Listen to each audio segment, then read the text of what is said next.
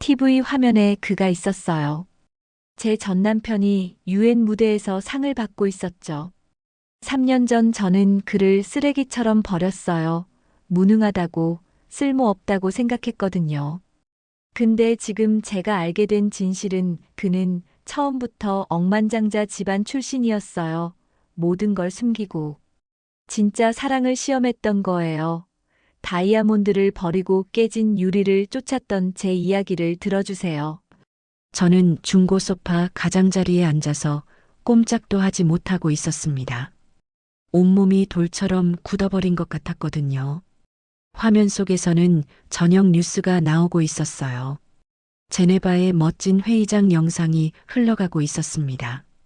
대리석 바닥과 크리스탈 샹들리에가 반짝이는 제가 더 이상 속하지 못하는 세계의 장소였죠. 그리고 그 한가운데에 제가 누구보다 잘 알던 남자가 서 있었습니다. 박준호, 제 전 남편이었어요. 그는 무대 위에서 당당하게 서 있었습니다. 몸에 딱 맞는 남색 정장을 입고 은발의 유엔 관계자로부터 상패를 받으면서 진심 어린 미소를 짓고 있었어요. 카메라가 그의 얼굴을 클로즈업 했을 때 제 숨이 멎는 것 같았습니다. 그는 달라 보였어요. 표정 속에서 조용한 힘 같은 게 느껴지고 있었거든요. 전에는 보지 못했던 모습이었어요. 아니, 어쩌면 제가 그냥 관심이 없어서 보지 못했던 걸지도 모르죠. 화면 아래쪽에는 굵은 글씨로 헤드라인이 떠 있었습니다. 한국 사회적 기업, 유엔 인도주의 활동상 수상. 시선을 돌리고 싶었어요. 하지만 저는 그럴 수가 없었습니다. 리포터의 목소리가 계속 흘러나오고 있었는데 그 말 하나하나가 제 가슴을 찌르는 작은 칼 같았어요. 박준호 대표의 회사는 7년 전 작은 스타트업으로 시작했습니다. 이제는 300명이 넘는 탈북민과 장애인을 고용하고 있으며 일자리뿐만 아니라 주거 지원, 언어 교육, 정신건강 서비스까지 제공하고 있습니다.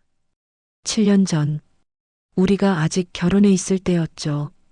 그가 어느 날 저녁 대기업을 그만두고 꿈을 쫓겠다고 했던 그날. 그때 제 속이 얼마나 철렁 내려앉았는지 목구멍으로 뜨겁게 치밀어 오르던 분노가 기억났어요. 제 이름은 김민지입니다. 35살이고 서울의 중견 제약회사에서 일하고 있어요. 회색 칸막이 안에서 서류를 정리하고 전화를 받는 게 제 일이죠. 이게 지금 제 인생입니다. 벽이 너무 얇아서 옆집 소리가 다 들리고 복도에는 김치찌개 냄새가 항상 배어있는 이 좁은 원룸에서 사는 게요. 3년 전 저는 선택을 했습니다. 지금 국제무대에서 찬사를 받고 있는 저 남자와 이혼을 했어요. 제가 한때 실패자라고 쓸모없다고 했던 그 남자와요. 심장이 가슴을 불규칙하게 두드리고 있었습니다. 리포터는 계속 이야기하고 있었어요. 준호의 혁신적인 비즈니스 모델이 어떻게 대기업들의 파트너십을 끌어냈는지, 그가 어떻게 선구자로 칭송받고 있는지. 선구자. 그 단어가 제 머릿속에서 공허하게 메아리치고 있었습니다. 저는 그를 무모하다고, 무책임하다고, 이기적이라고 했었죠. 떨리는 손으로 휴대폰을 집어들었습니다. 거의 자동으로 갤러리를 열었어요. 오래된 파일이라는 폴더 깊숙이 묻어뒀던 사진들이었죠. 첫 번째 사진을 보자 눈이 따끔거리기 시작했어요. 결혼식 날 찍은 사진이었습니다. 활짝 핀 벚나무 앞에 서 있는 우리 모습. 그의 팔이 제 허리를 감싸고 있었고 저는 그가 귓가에 속삭인 말에 웃고 있었어요. 그때의 느낌은 기억나고 있었습니다. 순수하고 단순한 행복. 더 스크롤했어요. 부산 바닷가에서 찍은 우리 모습, 작은 첫 아파트에서 찍은 사진들, 7년간의 결혼 생활, 함께한 아침들과 속삭이던 대화들의 7년. 제가 쓰레기처럼 내버린 7년이었어요.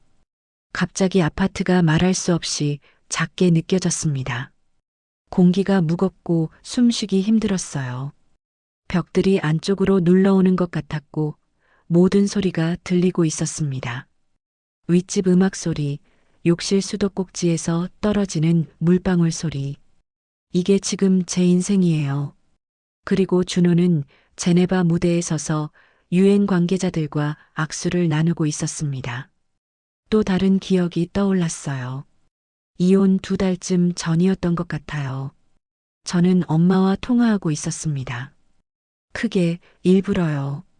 준호가 옆방에서 들을 수 있도록요. 엄마, 친구들, 남편들은 다 승진하고 새 차 사고 여행 다니는데 저는 뭐가 있어요? 멀쩡한 직장 그만두고 꿈 쫓아가는 남편밖에 없잖아요. 혼자 이 짐 지고 사는 거 너무 지쳤어요. 그때 그의 타이핑 소리가 잠깐 멈췄던 걸 들었습니다. 완벽한 침묵의 순간. 그리고 다시 일을 시작했죠. 텔레비전에서는 인터뷰 코너로 넘어가고 있었습니다. 준호가 밝고 현대적인 사무실에서 리포터와 이야기하고 있었어요. 무엇이 당신을 움직이게 합니까? 리포터가 물었습니다. 준호의 목소리는 차분하고 신중했어요. 저에게는 북한에서 탈출한 한 젊은 여성을 만났을 때가 그 순간이었습니다. 똑똑하고 능력 있는 사람이었지만 아무도 고용하지 않았죠. 인간의 잠재력을 끔찍하게 낭비하는 일이라고 생각했습니다. 그때 제가 뭔가를 해야 한다는 걸 알았어요. 저는 그 여자를 기억하고 있었어요. 그가 자원봉사센터에서 만났다고 말했을 때 저는 휴대폰만 보고 있었죠. 좋네요. 고개도 들지 않고 건성으로 대답했었어요. 저녁 집에 와서 먹을 거예요. 아니면 또 자선활동하러 가요? 그때 그의 얼굴이 어떻게 굳었는지 지금 기억나고 있어요. 인터뷰가 마무리될 때 한 여자가 화면에 들어왔습니다. 우아하고 따뜻한 미소를 가진 여자였어요. 그녀가 준호에게 폴더를 건넸고 준호는 그녀를 바라보고 있었어요. 그가 전에 저를 바라보던 것과 똑같은 눈빛으로요. 뉴스가 광고로 넘어갔습니다. 명품 핸드백 광고였어요. 제가 한때 준호가 사줄 수 없다고 원망했던 바로 그런 것들이요. 휴대폰 화면에 비친 제 모습을 봤습니다. 피곤한 눈과 3년 동안 입고 있던 잠옷. 35살 여자가 월급의 반이 나가는 아파트에 혼자 앉아 있었어요. 언제부터 이런 사람이 되었을까요? 언제부터 사랑을 명품과 영수증으로 재는 사람이 되었을까? 눈을 감았어요. 갑자기 저는 우리의 옛날 아파트로 돌아가 있었습니다. 그가 밤늦게 테이블에 앉아 서류에 둘러싸여 있던 모습. 제가 인사도 없이 지나칠 때 움츠러들던 그의 어깨. 그리고 그가 상우에 대해 알게 된 날. 제 휴대폰을 들고 메시지를 봤을 때의 얼굴. 모든 색이 빠져나가던 모습. 그는 소리 지르지 않았어요. 그저 너무나 깊은 슬픔으로 저를 바라봤죠. 이게 내가 원하는 거야? 그 사람과 함께 있는 게. 그리고 저는 고개를 끄덕였습니다. 상우에게는 돈과 지위가 있었으니까요. 준호는 이미 준비해둔 이혼 서류를 꺼냈어요. 서명할 때 그의 손은 떨리지 않았습니다. 행복해. 그게 그가 제게 한 마지막 말이었어요. 마침내 리모컨을 잡고 TV를 껐습니다. 침묵 속에서 제 숨소리가 들렸어요. 뺨이 젖어 있었습니다. 3년간 억눌러왔던 후회가 무너져 내리고 있었어요. 저는 다이아몬드를 버렸습니다. 깨진 유리의 반짝임에 눈이 멀어서요. 그리고 지금 그 다이아몬드는 세계 무대에서 빛나고 있었고, 저는 어둠 속에 혼자 앉아서 제가 잃어버린 게 정확히 무엇인지 마침내 이해하고 있었습니다. 하지만 이해는 너무 늦게 왔어요. 항상 그렇듯이요. 4월 마지막 주 화요일이었어요. 벚꽃이 막 지고 난 후였죠. 인도에는 연한 분홍빛 꽃잎들이 양탄자처럼 깔려 있었고 봄비에 젖어 있었습니다. 그날 저는 회사에서 완전히 지친 상태로 집에 돌아오고 있었어요. 발이 너무 아팠죠. 명품 구두를 사려고 돈을 모으느라 싸구려 힐을 신고 있었거든요. 문을 열자 따뜻한 느낌이 감싸더라고요. 부엌에서는 뭔가 요리하는 냄새가 흘러나오고 있었습니다. 준호가 일찍 들어와 있었어요. 이상한 일이었죠. 한성제약 수석 과장인 그는 늘 야근을 해야 하는 자리였거든요. 그런데 거기 서서 잡채를 만들고 있었어요. 제가 제일 좋아하는 음식이었죠. 오늘 일찍 왔네. 소파에 가방을 던지면서 말했어요. 준호가 돌아섰는데 뭔가 달랐어요. 눈빛이 밝게 빛나고 있었거든요. 몇 달, 어쩌면 몇 년 만에 보는 그런 눈빛이었죠. 하지만 동시에 긴장해 보였어요. 행주로 손을 여러 번 닦고 있었고 미소도 살짝 떨리고 있었거든요. 할 얘기가 있어. 가스레인지를 끄고 식탁으로 와서 앉으며 말했어요. 제 배가 본능적으로 뭉쳤습니다. 할 얘기가 있어라는 말은 절대 좋은 소식이 아니거든요. 누가 돌아가셨나? 해고당한 건가? 그런데 그가 한 말은 더 나빴어요. 오늘 회사 그만뒀어. 그 말이 우리 사이에 떠 있었습니다. 저는 그를 빤히 쳐다봤어요. 농담이길 기다리면서요. 하지만 그의 표정은 진지했죠. 너, 뭐라고? 제 목소리가 목에 걸렸어요. 내가 하고 싶은 일을 찾았어, 민지야. 말들이 급하게 쏟아져 나왔어요. 사회적 기업을 시작할 거야. 탈북민들, 장애인들, 밀려난 사람들을 위한 일자리를 만들고 싶어. 몇 달 동안 계획했고, 이제 시드 자금도. 미쳤어? 제 질문이 그의 설명을 잘라냈어요. 그의 얼굴이 변했습니다. 눈빛이 어두워지고 있었어요. 지금 무슨 소리야? 제 목소리가 커지고 있었어요. 한성제약을 그만뒀다고 6년 동안 올라가려고 그렇게 열심히 일한 그 자리를 당신이 올라갈 때 내가 얼마나 열심히 일했는데 포기한 승진이 얼마나 많은데 그런데 다 던져버린다고 세상 구하겠다는 망상 때문에 준호가 자기 비전을 설명하려고 했어요. 손을 움직이며 이야기하고 있었죠. 취약계층, 비즈니스 모델, 의미 있는 일. 하지만 저는 듣고 있지 않았어요. 제가 들은 건 제가 쌓아온 삶이 무너지는 소리뿐이었죠. 내가 듣는 건 말했어요. 이제 안정적인 수입이 없다는 거야. 당신이 꿈 쫓아가는 동안 내가 혼자 이 집안을 떠받쳐야 한다는 거지. 그렇게 되지 않을 거야.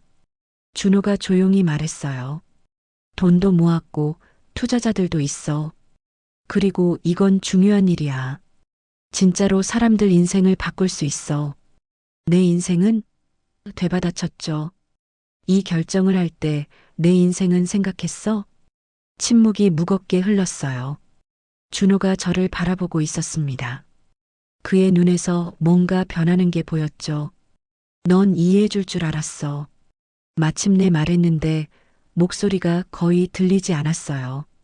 내가 의미 없는 일을 계속할 수 없다는 걸 알아줄 줄 알았는데. 하지만 저는 이해하지 않았어요. 아니, 이해하고 싶지 않았던 거겠죠. 그날 밤 우리는 잡채를 먹었어요. 침묵 속에서요. 국수는 차갑게 식어 있었죠. 그리고 그건 시작에 불과했어요. 그 뒤로 이어진 몇 달은 조용한 고통의 시간이었어요. 준호는 새 사업에 완전히 몰두했습니다.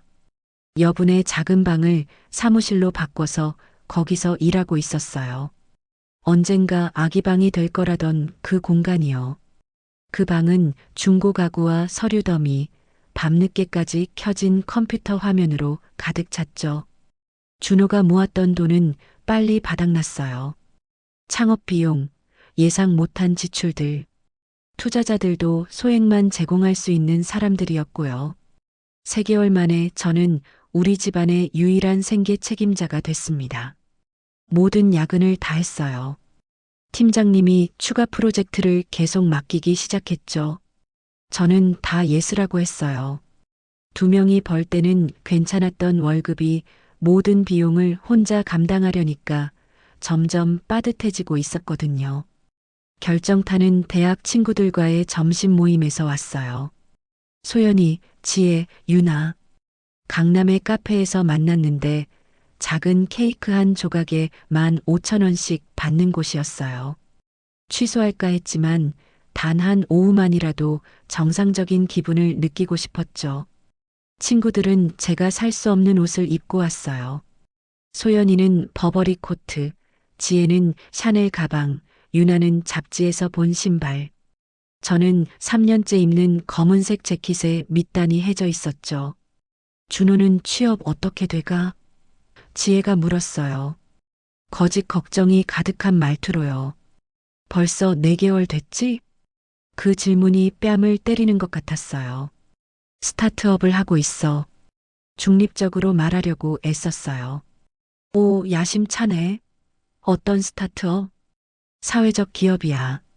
소외된 사람들 일자리. 짧은 침묵이 흘렀어요. 친구들의 표정이 변하는 게 보였죠. 동정과 판단이 섞여 있었어요. 고상하네. 소연이가 조심스럽게 말했어요. 근데 지속 가능해? 경제적으로? 잘 되고 있어. 거짓말이었죠. 우리 남편이 이사로 승진했어. 지혜가 말했어요. 청담동 아파트 알아보고 있어.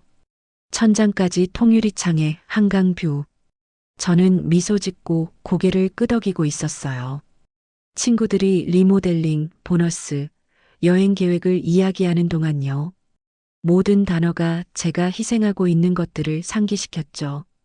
집에 왔을 때 준호는 여전히 사무실에서 전화하고 있었어요. 저는 문 앞에 서서 그를 지켜봤습니다. 원망만 느껴졌어요. 그는 피곤해 보였지만 저는 씁쓸함만 느꼈죠. 그의 피로는 자초한 거고 제 피로는 어쩔 수 없는 거라고요. 엄마의 주간 전화도 고문이 됐어요. 엄마는 준호를 완전히 좋아한 적이 없었거든요. 박 여사네 아들이 와이프한테 벤츠 사줬다던데 전화해서 말하더라고요. 준호가 들을 수 있을 만큼 크게요. 근데 우리 사위는 제대로 된 직장도 못 구하고 저는 그를 변호하지 않았어요. 했어야 했지만요. 원망은 종양처럼 자랐어요. 동료들이 명품 가방을 자랑할 때마다 지혜가 몰디브 휴가 사진을 올렸을 때마다 저는 편의점 김밥으로 점심을 때우고 있었죠. 지하철에서 보는 명품 가방 하나하나가 개인적인 모욕처럼 느껴졌어요. 저는 비교에 사로잡혀 있었습니다. 그리고 상우가 있었어요. 이상우는 재무팀에서 일했어요. 자신감 넘치고 성공했고 BMW를 몰았죠. 맞춤 정장에 비싼 시계. 그는 준호와 정반대였어요. 어느 날 엘리베이터에서 만났어요. 야근하고 지쳐 있을 때였죠. 힘든 하루였어? 상우가 물었어요. 그렇게 티가 나?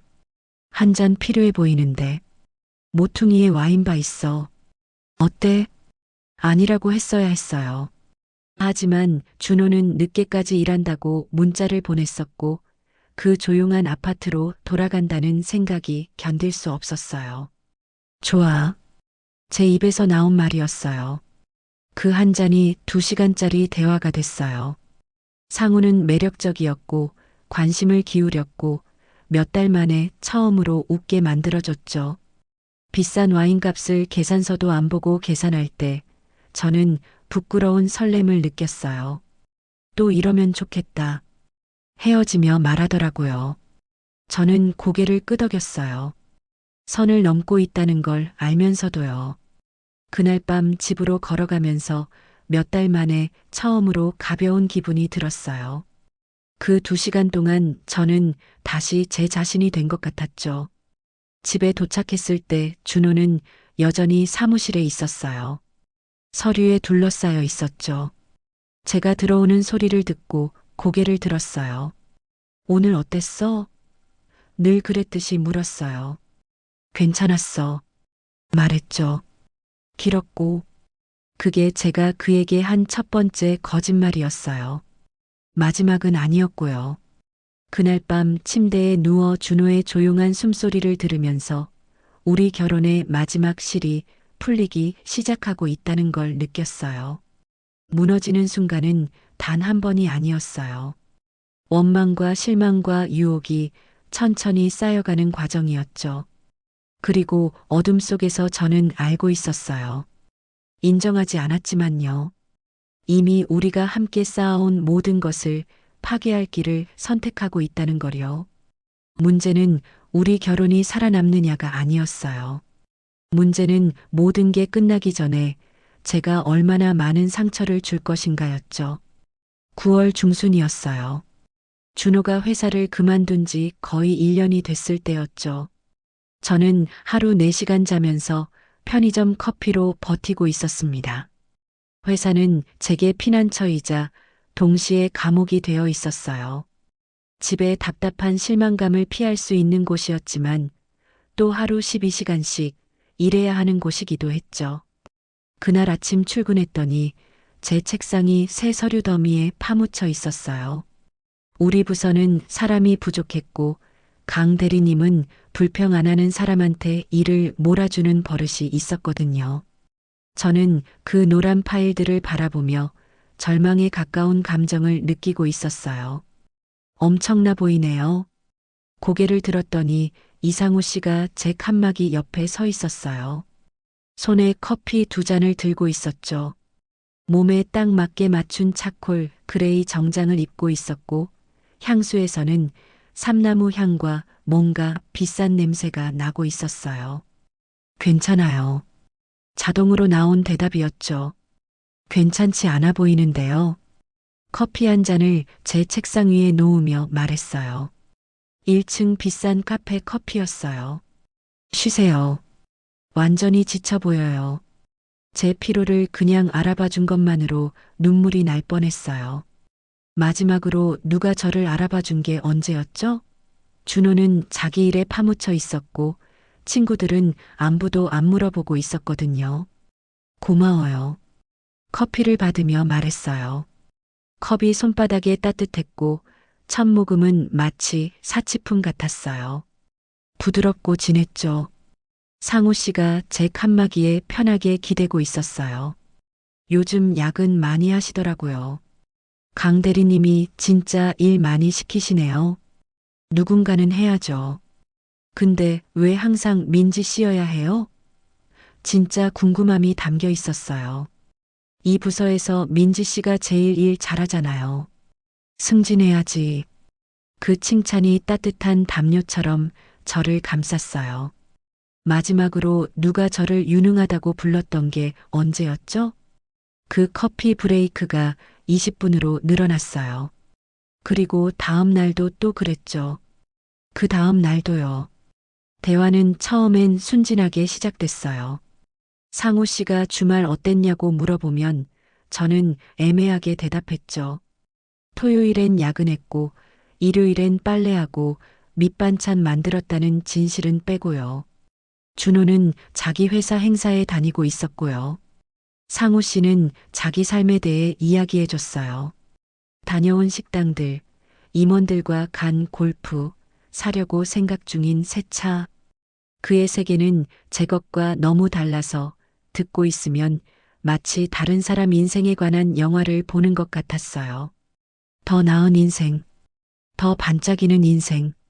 언제 한번 저녁같이 드시죠. 첫 커피 이후 6주쯤 지난 금요일 오후에 말했어요. 청담동에 새로 생긴 이탈리안 레스토랑 있는데요. 혼자 먹기는 심심하잖아요. 아니라고 했어야 했어요. 모든 본능이 소리치고 있었죠. 하지만 저는 너무 지쳐 있었어요. 힘들게 사는 것도 책임지는 것도 집이라고 느껴지지 않는 아파트에 들어가는 것도 다 지쳤죠. 동료로서 제 입에서 나온 질문이었어요. 당연하죠. 동료로서요. 그 레스토랑은 제가 그리워하던 모든 것이었어요. 크리스탈 샹들리에의 부드러운 조명, 새하얀 테이블보, 춤추듯 움직이는 웨이터들. 메뉴가 이탈리아어로 되어 있었는데 제가 망설이자 상우 씨가 저 대신 주문해줬어요. 음식은 예술 작품처럼 나왔어요. 크림소스 파스타, 완벽하게 구워진 관자, 비단 같은 와인. 이 식사가 얼마나 할지 계산해 보려다가 포기했어요. 오늘 밤 아름다워 보여요. 와인 잔을 들어 올리며 말했어요. 저는 3년 전에 샀던 남색 원피스를 입고 있었어요. 별거 아니었지만 상우 씨가 저를 바라보는 눈빛이 마치 제가 명품을 입은 것처럼 느끼게 만들었죠. 자기 얘기 좀 해봐요. 진짜 민지 씨요. 그래서 했어요. 대학 시절 얘기, 관리자가 되고 싶었던 꿈, 포기한 취미들, 와인과 말 때문에 목이 마를 때까지 이야기했어요. 그는 마치 취하게 만드는 것처럼 집중해서 들어주고 있었죠. BMW로 저를 집에 데려다 줬을 때 가죽 시트는 버터처럼 부드러웠어요. 저는 마치 신데렐라가 현실로 돌아가는 것 같았죠. 제 아파트에서 한 블록 떨어진 곳에 차를 세웠어요. 또 이러면 좋겠네요. 센터 콘솔 위 제 손을 덮으며 말했어요. 그의 손길이 제 팔로 전기처럼 올라왔어요. 손을 빼긴 했지만 빠르지는 않았죠. 아마도 속삭였어요. 아파트로 걸어가면서 마치 물속을 걷는 것 같았어요. 건물은 평소보다 더 초라해 보였죠. 벗겨진 페인트, 깜빡이는 불빛, 기름 냄새. 안으로 들어가니 준호가 책상에서 일하고 있었어요. 컴퓨터 화면에 파란 빛에 쌓여 있었죠. 제가 들어오는 걸 보고 얼굴이 웃음으로 밝아졌어요. 늦었네. 밥 먹었어? 회사에서 뭐 먹었어? 거짓말이었죠. 혀에서는 이탈리아 와인과 비싼 파스타 맛이 나고 있었는데요. 그는 의심 없이 제 대답을 받아들이고 있었죠.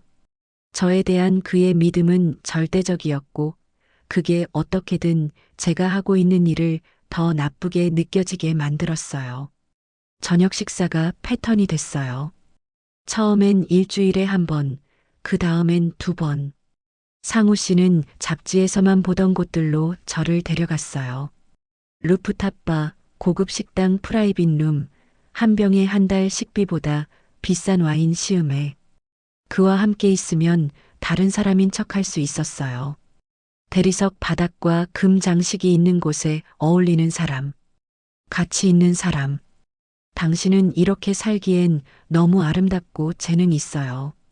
어느 저녁에 말했어요.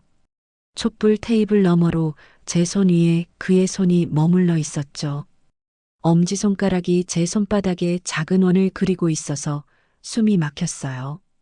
이렇게라니? 힘들게 사는 것. 당신을 알아주지 않는 사람을 위해 모든 걸 희생하는 것. 그의 눈이 강렬하게 바라보고 있었어요. 당신은 세상을 줄 수 있는 사람을 만날 자격이 있어요. 손을 빼야 했어요. 준호를 변호해야 했고 7년 전의 서약을 변호해야 했죠. 하지만 그 서약들은 다른 인생, 다른 사람이 한 것처럼 느껴졌어요. 복잡해요.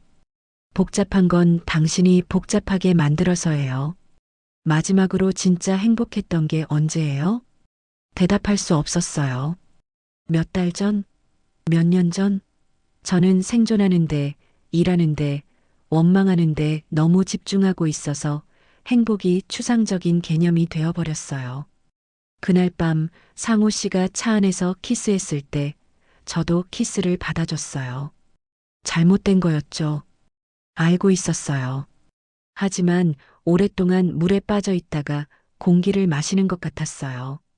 분류는 3개월 동안 이어졌어요.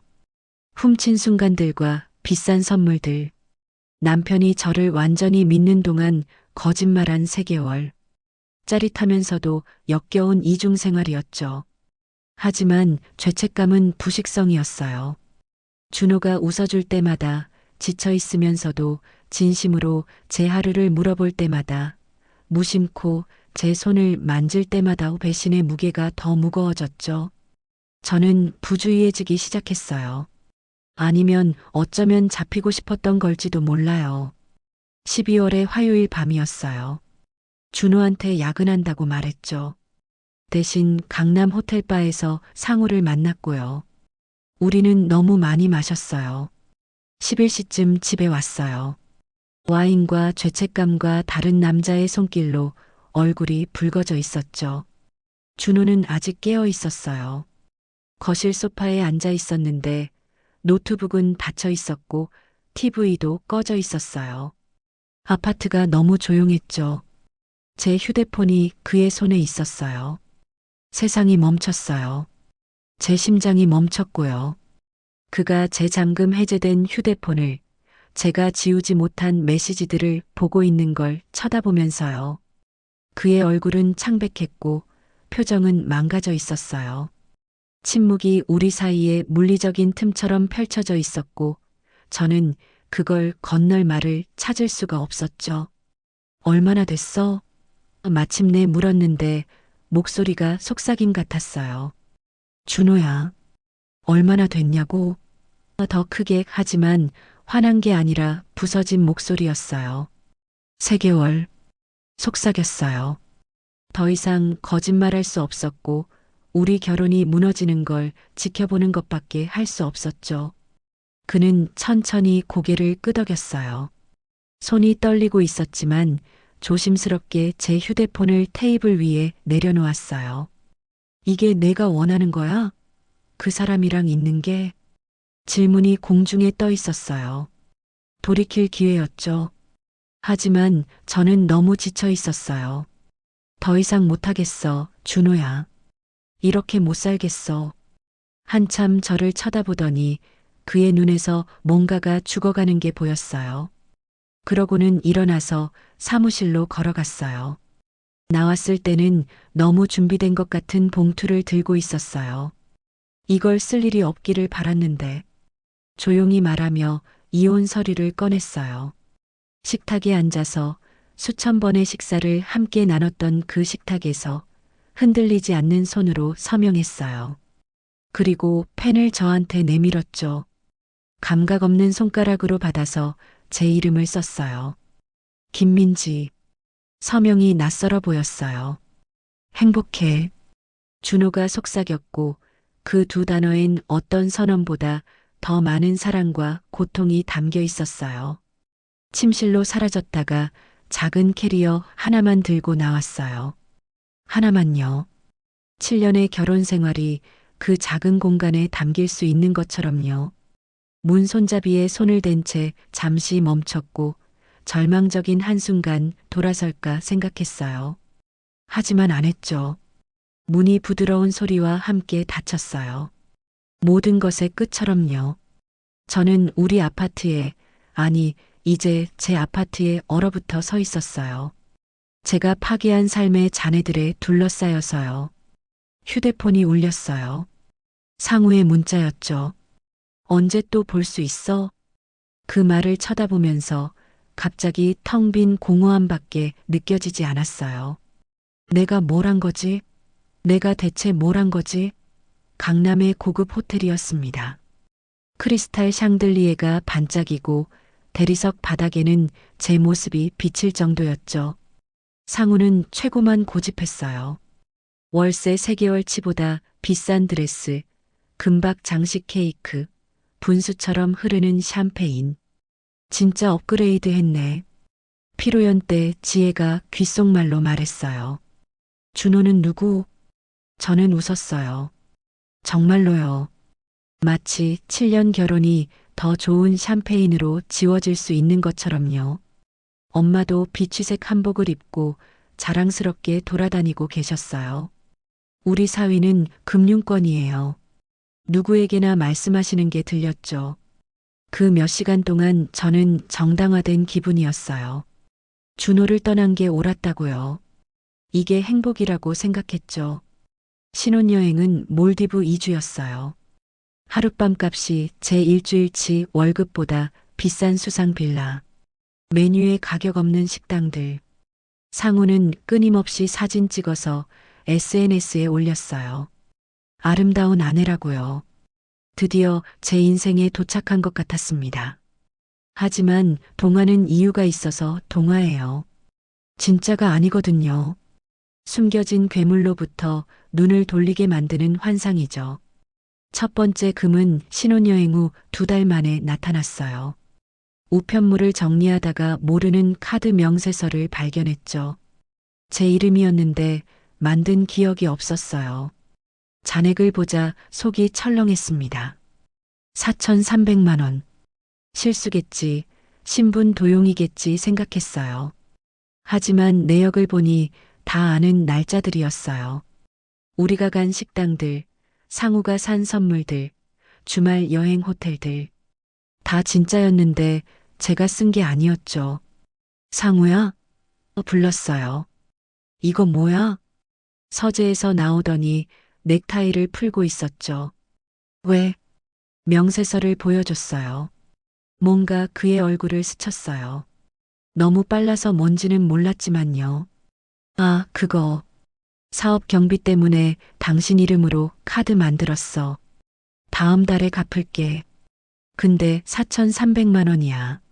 사업 경비가 원래 많아. 걱정하지 마. 날 믿어. 너무 믿고 싶어서 믿었어요. 그게 첫 번째 거짓말이었죠. 더 많은 거짓말이 이어질 거였고요. 다음 몇 달 동안 경고 신호가 늘어났어요. 상우는 다른 방에서 전화 받기 시작했고 주말마다 사라졌죠. 기분도 들쑥날쑥했어요. 어느 날은 좋다가 다음 날은 짜증스럽고요. 두 번째 카드 명세서가 나왔어요. 6천만 원. 그 다음 세 번째. 그러고는 2억 원짜리 대출 통지서. 엄청난 이자율이었죠. 두 번째로 따졌을 때 덜 참을성 있게 나왔어요. 피해망상 심해. 이게 비즈니스야. 위험이 따르는 거지. 근데 다 제 이름으로. 우리 이름이지. 결혼했잖아. 자기 남편 못 믿어? 그렇게 말하니까 제가 잘못한 것 같았어요. 그는 대화를 뒤틀어서 결국 제가 사과하게 만드는 재주가 있었죠. 선물은 계속됐어요. 핸드백, 비싼 저녁들, 5성급 호텔. 모든 게 괜찮다는 안심 같았죠. 하지만 연막이었어요. 진실을 가리는 속임수였죠. 진실은 11월의 화요일 밤에 드러났어요. 결혼 6개월 차. 아파서 일찍 퇴근했는데 비어 있어야 할 아파트에 상우가 있었어요. 식탁에 앉아 노트북을 보고 있었죠. 화면을 보니 온라인 카지노였어요. 포커 테이블, 슬롯 머신. 손가락이 미친 듯이 움직이며 클릭하고 베팅하고 잃고 있었죠. 상우야? 펄쩍 뛰더니 노트북을 쾅 닫았어요. 얼굴이 충격, 죄책감, 분노를 거쳐갔죠. 왜 집에 왔어? 아파서. 당신은 뭐 하는 거야? 일하고 있었어. 그건 도박이었어. 그래서 내 돈인데. 우리 돈이지. 그리고 이건 다 내 이름이야. 내가 동의한 적 없는 대출들이고 몇 주 동안 모은 증거들을 꺼냈어요. 청구서, 명세서, 위조된 서명이 있는 대출 서류들. 날 염탐한 거야? 당신이 내 서명을 위조했잖아. 4억 원이 넘는 빚이야. 그 금액은 제 몇 년치 연봉이었어요. 평생 본 적 없는 돈. 이제 끔찍한 이자율로 빚진 거였죠. 고치려고 했어. 시스템이 있었다고. 도박이 그렇게 안 돼. 나한테 설교하지 마. 갑자기 일어서더니 의자가 바닥을 긁었어요. 형편없는 사무직 주제에 넌 나 없으면 아무것도 아니야. 이런 말을 들어본 적이 없었어요. 매력적이던 남자는 사라지고 비열한 눈빛을 가진 누군가가 있었죠. 이혼할 거야. 제 입에서 나온 말이었어요. 따귀가 날아왔어요. 너무 빨라서 보지도 못했죠. 바닥에 쓰러졌고 뺨이 타올랐고 입에서 피맛이 났어요. 아파트가 완전히 조용해졌습니다. 떨리는 손으로 얼굴을 만졌어요. 상우는 자기 손을 쳐다보고 있었어요. 미안해. 나도 의도한 건. 하지만 저는 이미 진실을 봤어요. 가면이 벗겨졌고 다시 씌울 방법은 없었죠. 그 후 6개월은 지옥이었어요. 준호와의 시간이 천국처럼 보일 정도였죠. 신체 폭력은 가끔이었어요. 티 안 나게 다치게 하는 법을 알고 있었거든요. 하지만 언어 폭력은 끊임없었죠. 멍청하다, 쓸모없다, 짐이라고. 결혼해 준 것만으로도 감사해야 한다고요. 빚독촉이 시작됐어요. 집은 임대였고 퇴거 통지를 받았죠. 제 은행 계좌는 하룻밤 사이에 비었고요. 친구들은 연락을 끊었어요. 엄마는 제 안전보다 체면을 걱정하셨죠. 또 이렇게 됐어? 준호 때도 그러더니. 사람들이 뭐라고 하겠어? 준호를 떠난 지 1년 후, 저는 변호사 사무실에서 2번째 이혼 서류를 쓰고 있었어요.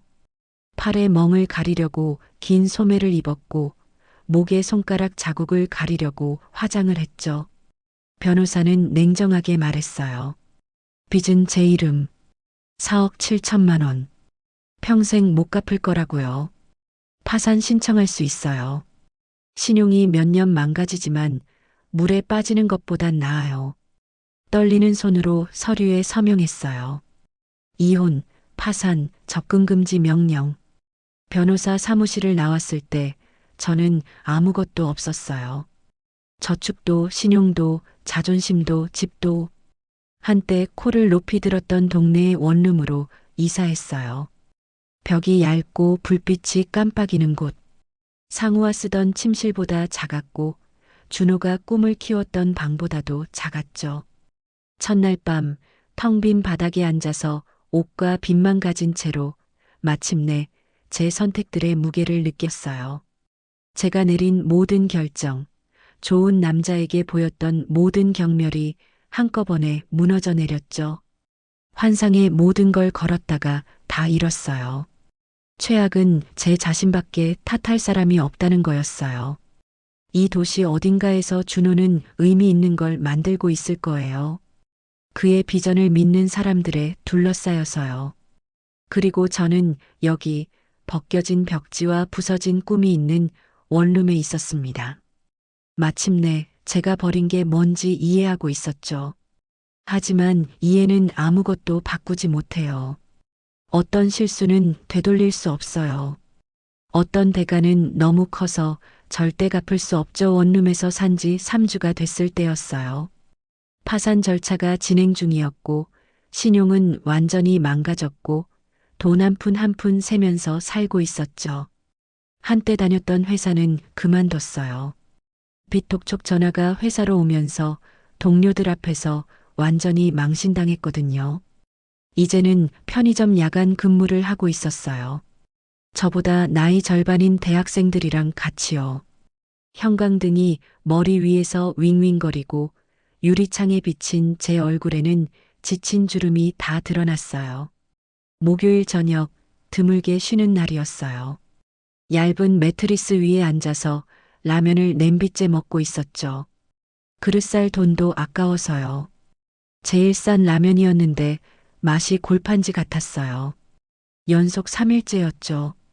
다음 주 월급날까지 예산이 그것밖에 안 됐거든요. TV는 그냥 소리 때문에 켜놨어요. 뉴스가 나오고 있었는데 별로 안 보고 있었죠. 휴대폰으로 취업 사이트를 보고 있었는데 망가진 신용 때문에 아마 다 떨어질 거였어요. 그때 그의 이름을 들었어요. 박준호 씨가 UN 인도주의 혁신상을 수상했습니다. 고개가 너무 빨리 올라가서 목이 쑤셨어요. 그리고 거기 있었어요. 제 작은 TV 화면을 가득 채우고 있었죠. 제네바 국제회의센터의 무대 위에서요. 완벽하게 맞는 남색 정장을 입고 조용한 자신감으로 서 있었어요. 카메라가 줌인했어요. UN 사무차장으로부터 크리스탈 트로피를 받고 있었죠. 준호의 미소는 진심이었고 겸손함이 묻어났어요. 떨리는 손으로 볼륨을 높였어요. 무릎 위의 라면은 잊어버리고 식어가고 있었죠. 뉴오프 인더스트리는 7년 전 작은 스타트업으로 시작해서 이제는 300명이 넘는 탈북민과 장애인을 고용하고 있습니다. 주거 지원, 직업 훈련, 정신 건강 서비스까지 제공하고 있죠.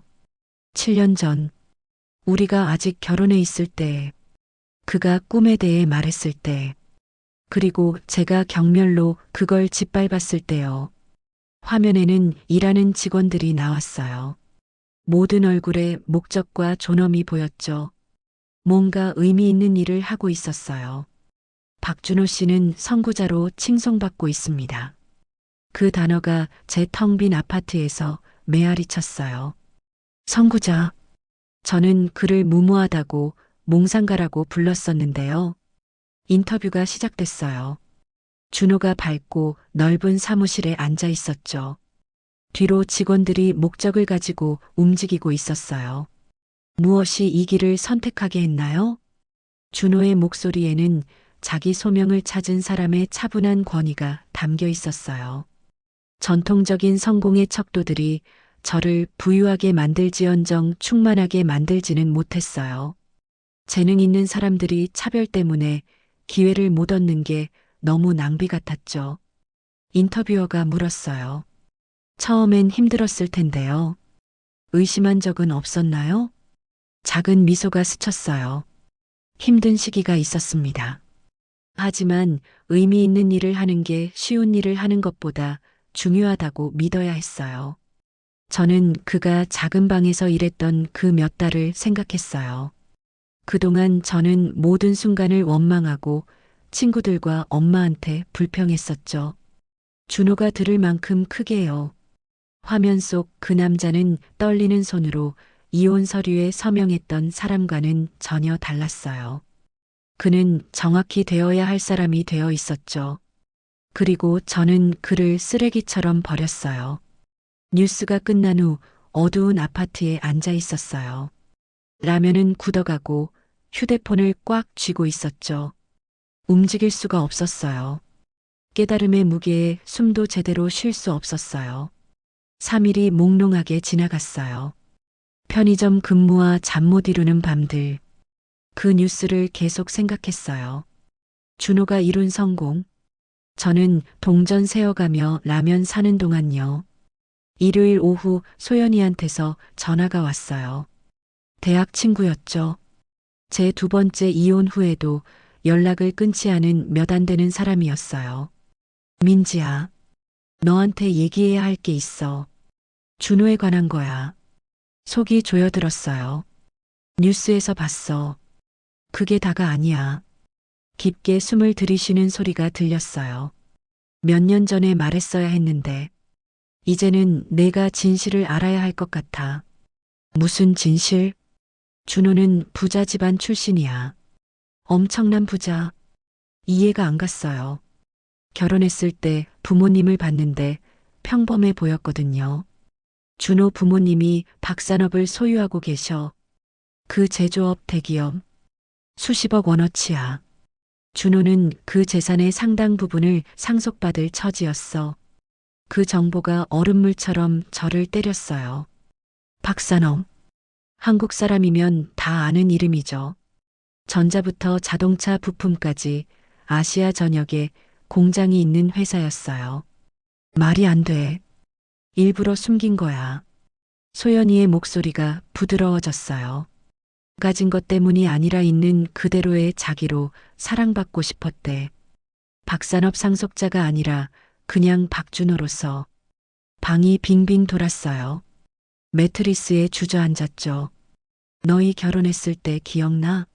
신기하게 돈이 나타나서 내 집안을 도운 적. 엄마가 매달 용돈을 받으셨던 거. 응, 근데 그게 준호였어.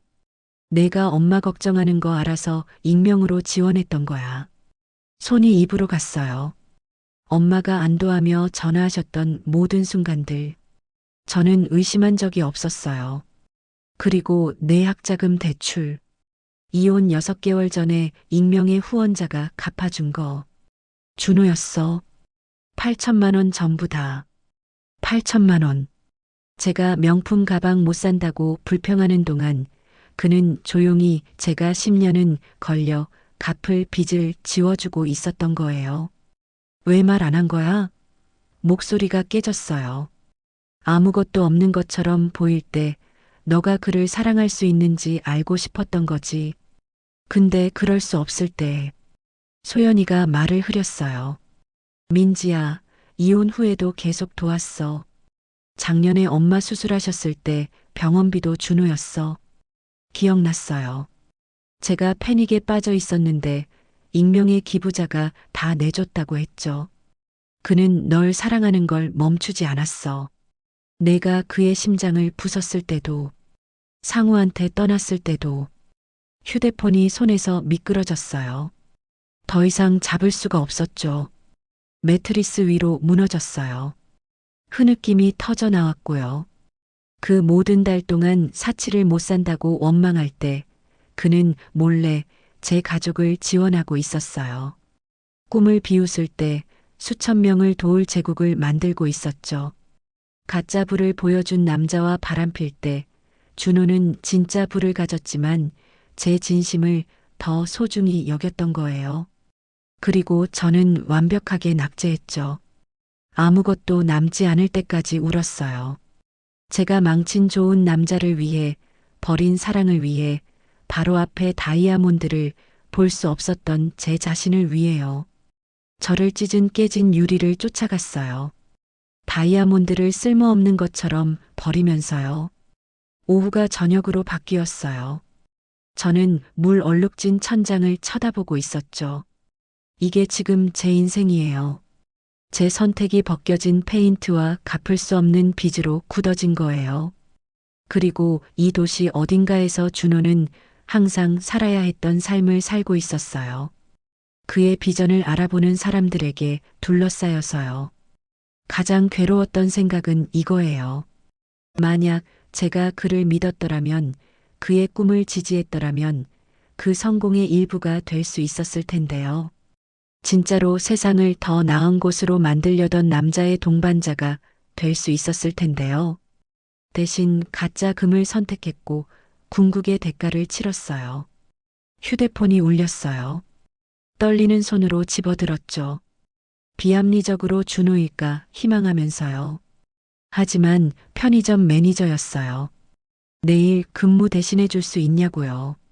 내라고 답장하고 휴대폰을 내려놨어요. 이게 제 현실이에요.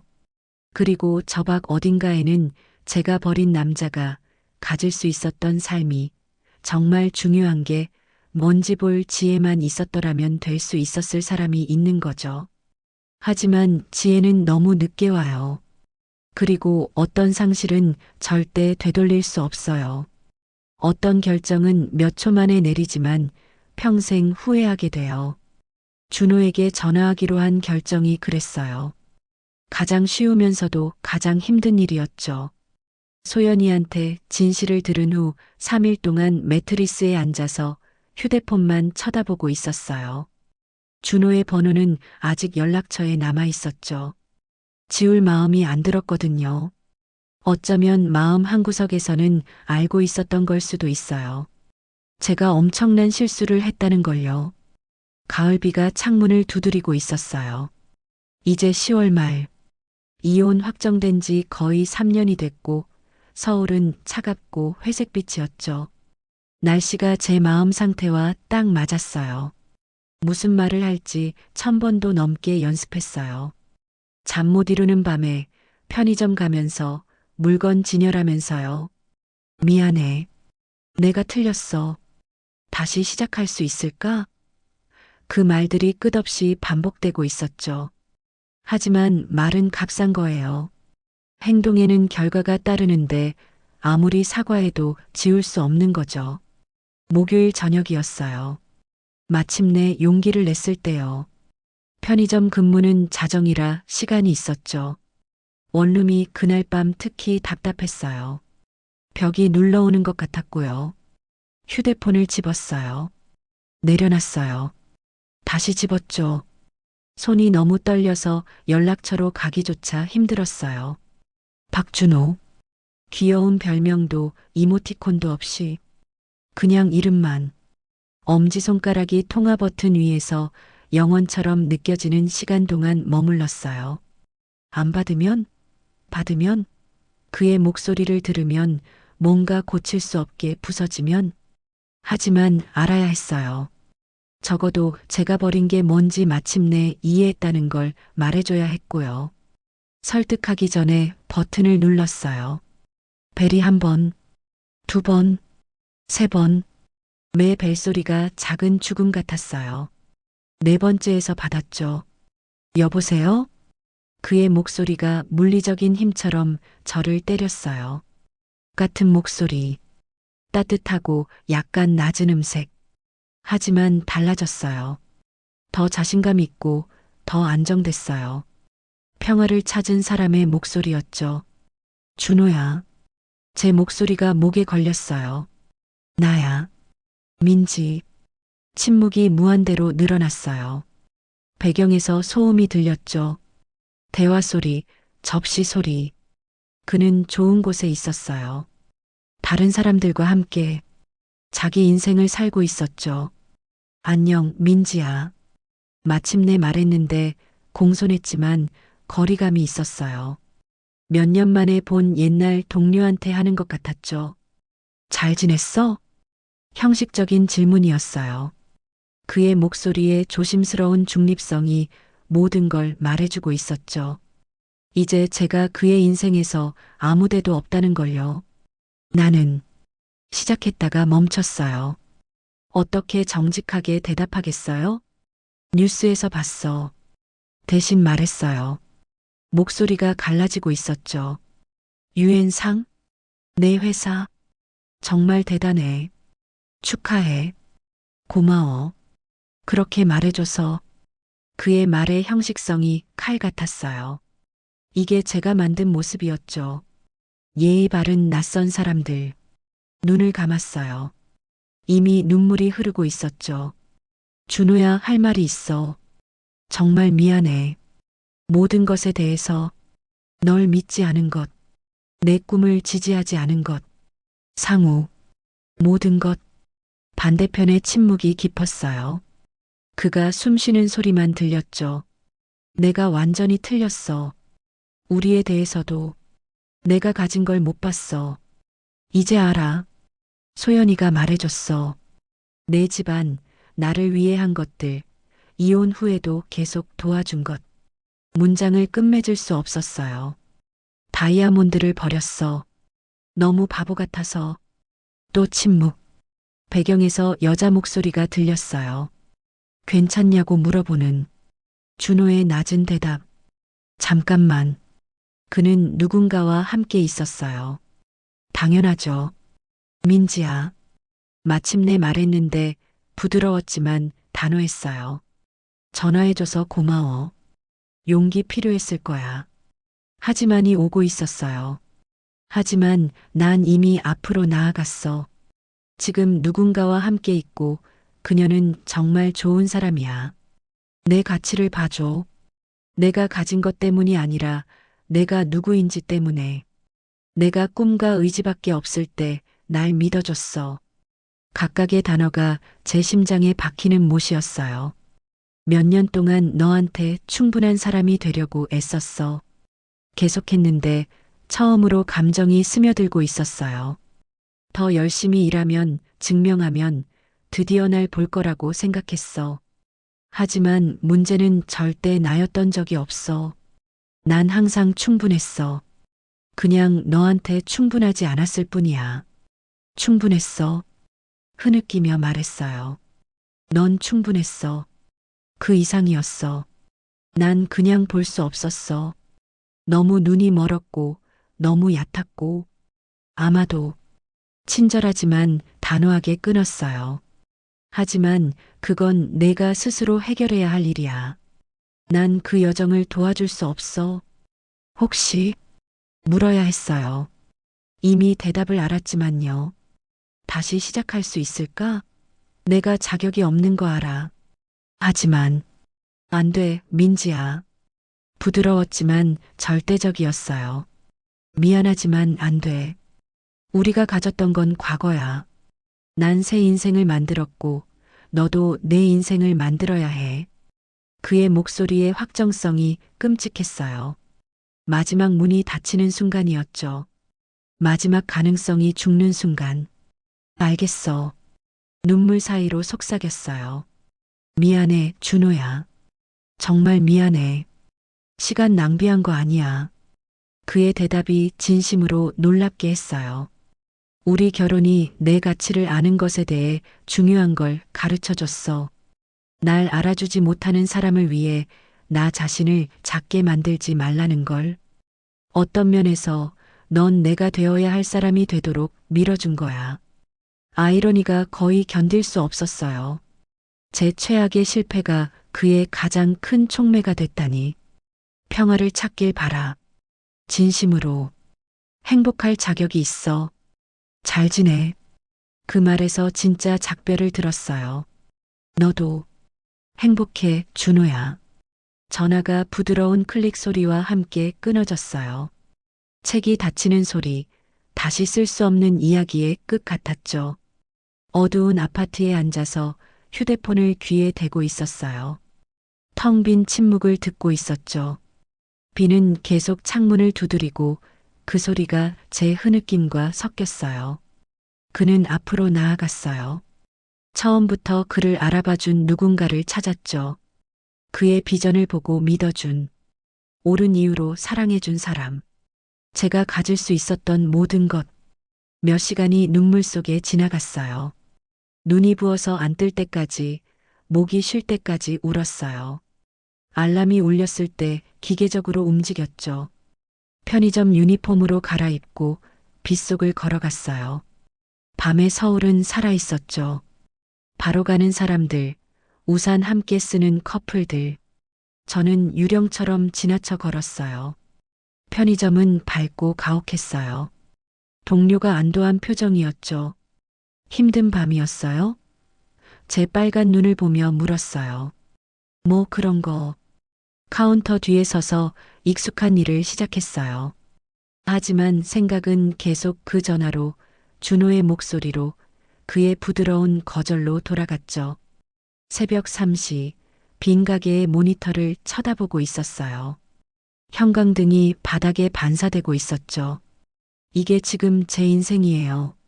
제 선택의 결과가 최저임금과 외로움으로 굳어진 거예요. 피상적인 가치들에 모든 걸 걸었어요.